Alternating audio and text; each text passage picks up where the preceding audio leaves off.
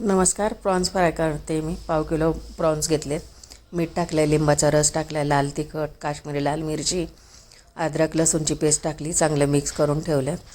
Mix करून घेतलं आहे. आता हे 15 मिनटासाठी रेस्ट द्यायला ठेवते. झालेत 15 मिनटं. रवा घेतला आहे, लाल तिखट घेतलं आहे, काश्मीरी लाल मिर्च मीठ घेतलं, रव्यामध्ये मिक्स करून घेतलं. आता त्याच्यामध्ये कोळंबी सगळी कोट करून घेणार. गॅसवरती पॅन पण ठेवले. संपूर्ण डिटेल रेसिपी यूट्यूबला आहे, ती पण बघा. पॅनमध्ये तेल टाकते. आता शॅलो फ्राय करून घेणार आहे. एक एक कोळंबी त्यामध्ये टाकून घेते. टाकून घेतली आहे कोळंबी आता छानपैकी अशी सर्व पॅन भरून. एक साईडने 5 मिनटं ठेवणार, पलटी करून दुसऱ्या साईडने 5 मिनटं ठेवून झाकण ठेवलं आहे. 5 मिनटं पलटी करून घेते आता सर्व.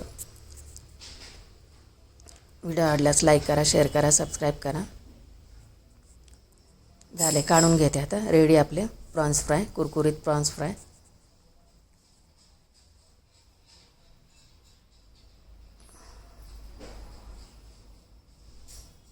आता दुसरी बॅच पण करून घेते. त्यामध्ये 4-5 कढीपत्त्याचे पानं टाकले, पलटी करून घेते. आता